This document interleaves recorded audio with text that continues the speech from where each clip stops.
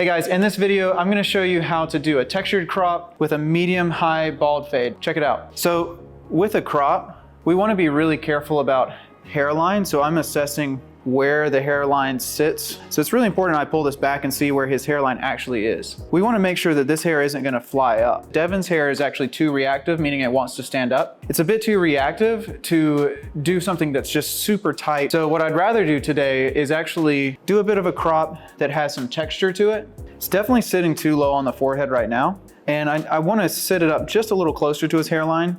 But if we leave a little bit more length on it, it's actually going to allow it to curl over and kind of sit right at that hairline where we want it. We need to be really careful about this shape we build on the sides because I want to build a nice square shape here and I don't want it to be mushroomed. We want a nice strong square shape. Let's talk about how we determine where we're placing this fade. I'm looking at where the head rounds here and I'm seeing the widest point of the head is about here. And then it dips in. That tells me I either need to do like a lower fade or like a medium high fade. I'm seeing I wanna place my baseline maybe around here, and then we'll let this gradually transition over this dip so that we get a nice square fade on the sides. We also wanna round this down to maintain some of this weight and length on the hook. Lastly, I wanna look at the crown. We can see that the crown is laying in a lot of different directions, and we need almost all of this length for it to lay down.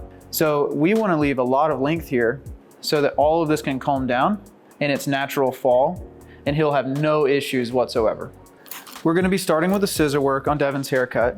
I want to talk a little bit about why we start with scissors. A lot of people will start a fade and take a 2-guard, go straight up through here. If we do that, we immediately remove any options that we have to control the weight and length through the foundational zone. We just obliterate it.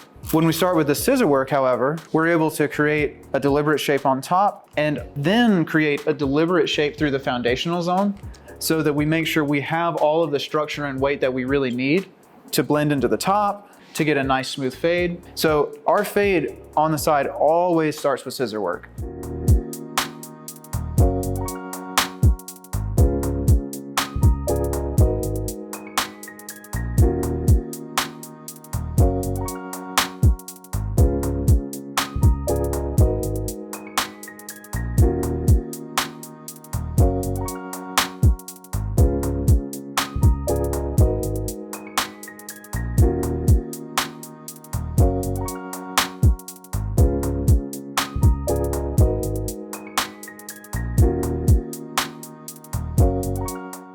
Okay, so to find side 2, lift this, find where we are. There we are, section.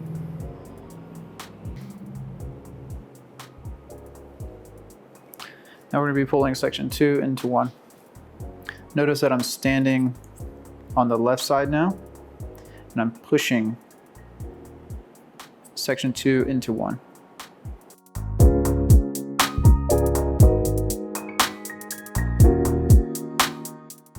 Section 3 being pushed to section 2.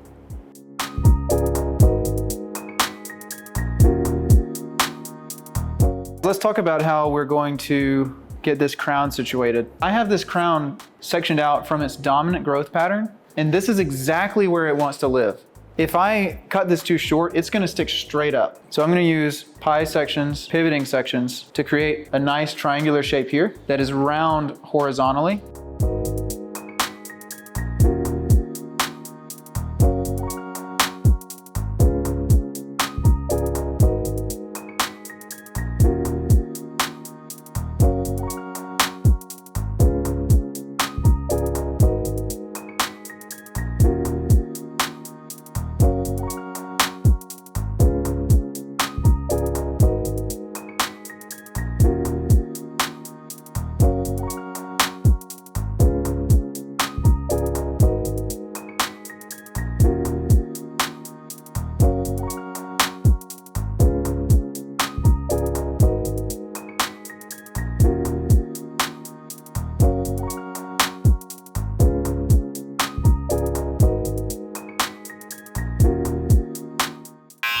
So guys, immediately I want to be checking the shape here to make sure I've got the vertical shape that I really want to see. Okay, we've got side 1 done. Now we're going to do side 2.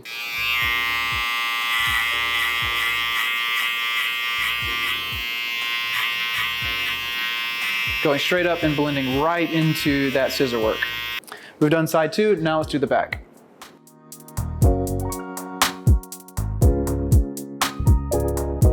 Let's talk about determining the height of a fade. So I'm actually going to set our transition just a little bit higher and just go ahead and get rid of this zone because that's going to be a big trouble area. We certainly could blend it out.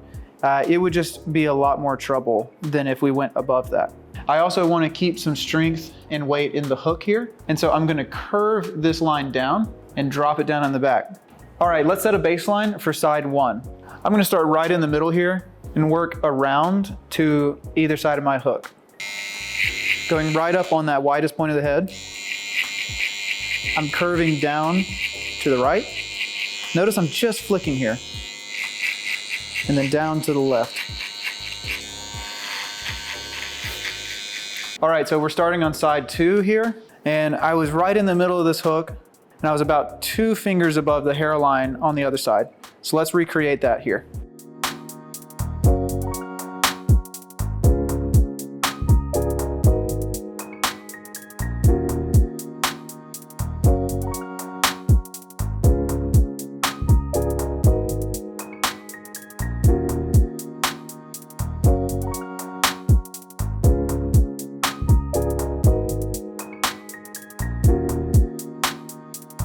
Start just going side to side here.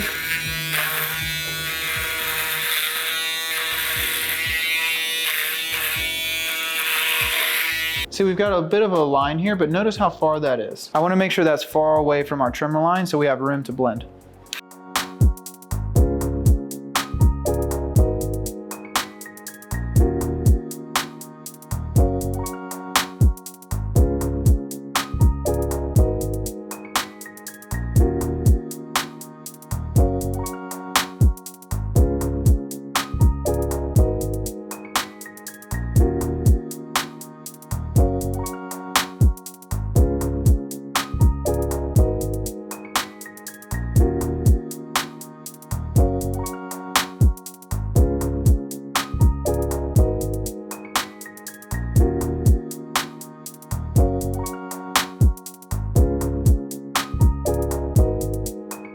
There's the rough draft of side 1.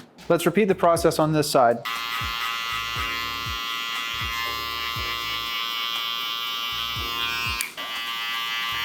Notice that these are curving a bit. I'm actively flicking the clipper off the head a bit because I want this to blend well. And as these guards get smaller, we want that curve to be sharper.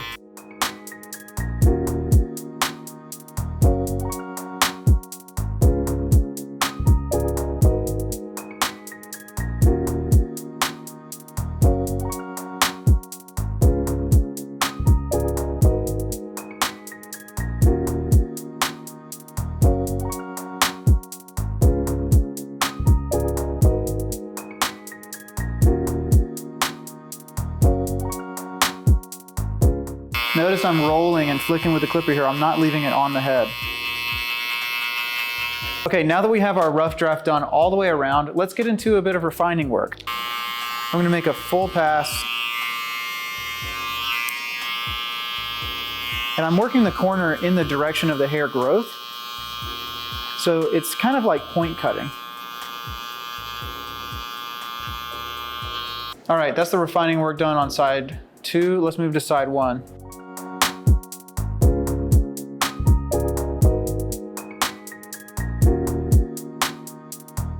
Now let's work on just refining a couple of parts of the back.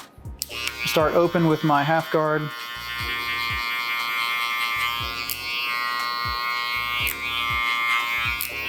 Closing it down now.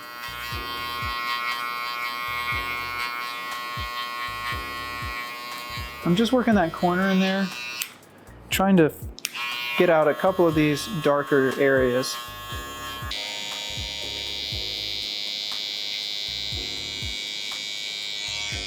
I'm gonna flip the blade over, and now we're just gonna work down, and I'm not pushing that hairline in at all, just refining it a little bit. Now we're just going to refine the fringe a little bit. I'm liking where this is sitting as far as the overall length, but I just want to have a little bit more motion and movement in there. So I'm gonna go through with my scissors and make some pretty deep cuts into them. Now I'm letting these be a little bit random, a little bit chaotic.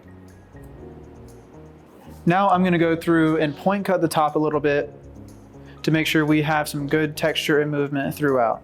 To point cut the top, I'm just gonna take fairly loose sections and work some pretty deep cuts in there. Just like with the fringe, I want to make sure I'm not making big chunks. I want to be here, not here, not here. We've just given Devin a haircut. Got a nice crop with a fade. We want to pull a little bit more texture out. So I'm going to get just a little bit of clay in my hand, spray some water in there, and really emulsify it, and then we'll work it through the hair.